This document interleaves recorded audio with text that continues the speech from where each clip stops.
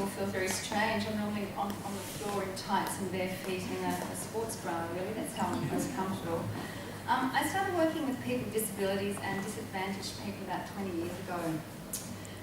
And my work has largely been grant-driven. I'm an arts worker, and it's really interesting holding a position in this community as an arts worker because it's something that's not valued a lot. It was about 4 years ago I stumbled across a book, you might know it, The Brain That Changes Itself. And it gave me a language for what I knew to be true. I'd seen it, I'd witnessed it.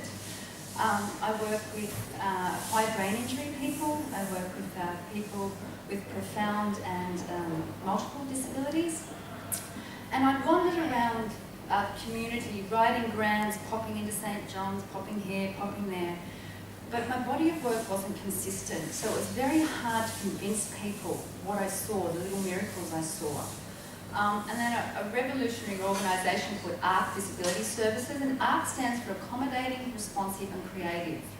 Saw some of my work with Junk Orchestra, and essentially, again, because it was all funding driven, I used to make instruments from junk, tyre drums, shakers from plastic bottles. And I started with a class of 8 people and ended up with about 40. And I just started to giggle because I didn't know what to do anymore. We were getting too big, the funding pots were drying up. When you're an arts worker, you can only apply for the same sort of arts funding so many times and then you've got to go somewhere else. So ARC gave me a job. And after 5 years, what has actually been playing on the screen is a result of basically arts-based processes for people with disabilities. What's an arts-based process? It's basically about how you inhibit the body. So just the National Disability Strategy suggests that people with disability will have empowerment, we will see their strengths, they will live with self-determination, and they will be engaged in diverse activities. They're great nouns, but they shouldn't be nouns, they should be verbs. They're doing words. How do we create an inclusive society? A lot of what I've witnessed is around the way people are categorised into useful, more useful, and less useful. And the less useful ones kind of get left over there. But as an arts worker, what I'm essentially interested in is stories. I'm a storyteller. I love stories. And I made it my mission that the more disabled, the more dysfunctional, the more hopeless the category that somebody seemed to be sitting in, the more determined I was. Somebody's phone going off. That's going to be somebody keep going, Mum, where are you? I'm hungry. I actually made it a mission to figure out how people think, how they feel. Colour, sound, shape, breath. So fundamentally, the first thing I teach is breath. How do you breathe? Where is the breath held in the body? And from there, sound and gesture, because we all make gesture. These are the fundamental languages of an arts worker. I've seen the most profound people, muscular dystrophy people, be able to make sound. And then you make a loop of that sound, and then you add drums, and then you add bells, and the next thing you know, you have a symphony. But it's not so much the young people that I work with whose lives changed, it's the parents. The parents who suddenly go, oh my God, there's a place for my kid in this world. There's somewhere for them to belong, there's somewhere to go to. The language that Dr. Norman Deutsch's book gave me was phenomenal, because the day I finished reading this, I marched in to community council's office and went, there you go. I know what I'm talking about. I didn't have a language for it.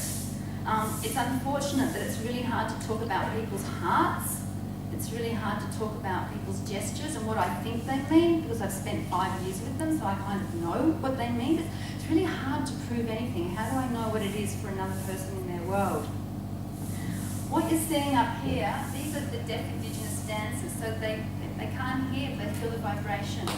Yeah? So we work with the floor, and a lot of the body, and again, a lot of the breathing is the basis of rhythm, the heartbeat, the first rhythm that we all know.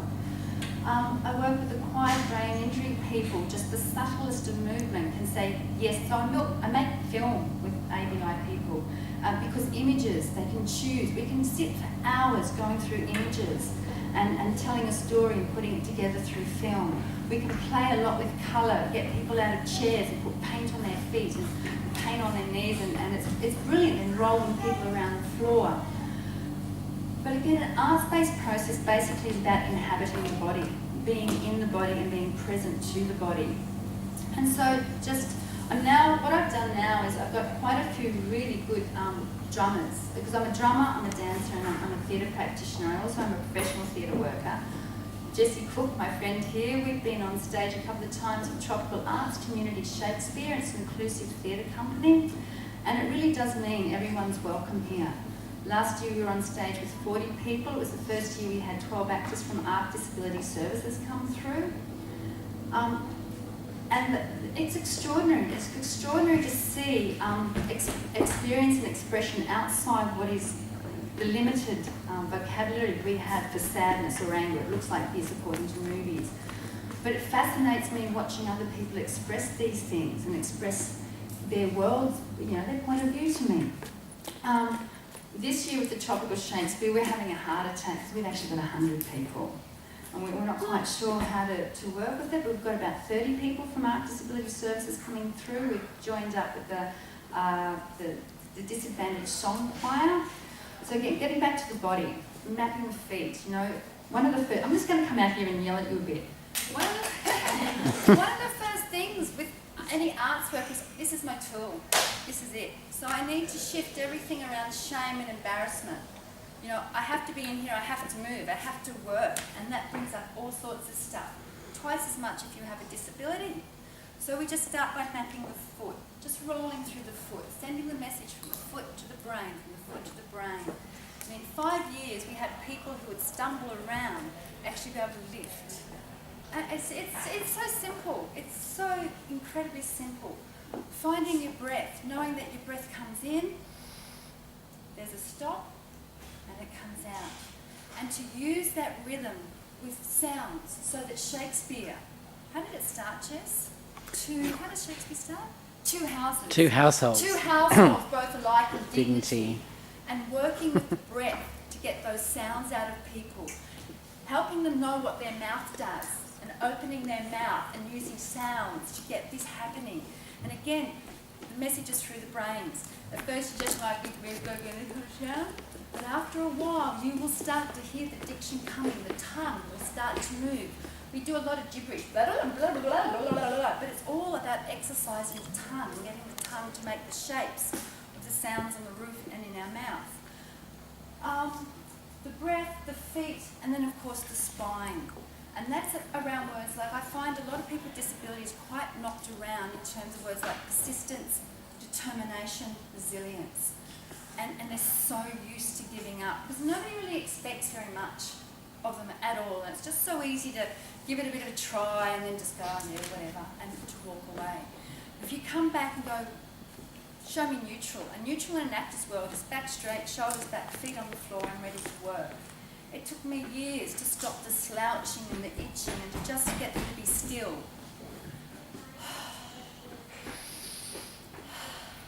You can feel the energy starting to race through the body. And then ARC did a really brave thing. They decided to put on a show. So everybody you see on this film, has a profound disability. We have professional actors on this stage too, but what was beautiful is people couldn't pick the difference between who was a professional actor and who had a disability towards the end. So when I look at words like self-determination and empowerment, one of the things the arts constantly offers people is creativity. You can't get it wrong. If I'm going to ask you to just stand there and show me your sadness and how your body drops, and then come back up. So it constantly offers choice. This is anger, this is not. This is sadness, this is not. When my body's sadness, how does it look? When my body's angry, what happens to it? What do I have to do to pull it back and shift it? So a lot of it, again, is about teaching people that we're largely impermanent and that in any moment we can make a choice to be this, down through the feet, down through the body, drop it in. So I'm absolutely convinced that the arts have an extraordinary power to turn things like empowerment, to self-determination inclusiveness, multiculturalism, interverbs.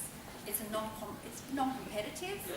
It's beautiful. Just on Sunday at the Tanks we had a workshop and there were 60 people there. And they ranged from 3-year-olds to 67-year-olds. There were people with disabilities, there were refugees, there were professional actors, there were students from JCU. And it's amazing to stand there in that circle and to use just sound. A sound that you can feel reverberating in your heart space, because we'll lie people down on the floor and go, make this sound. Now where does it come from in your body? What's the difference between this sound when you're in a theatre and you have to speak up louder? You don't actually shout at people. You have to drop your voice. You have to bellow out your guts. You have to relax the belly muscles and down goes the voice and up comes the volume. It's a lovely, what's the word, I can't remember. It's like you have to be nervous but not nervous. There's a lovely line in theatre, teach me to care and not to care.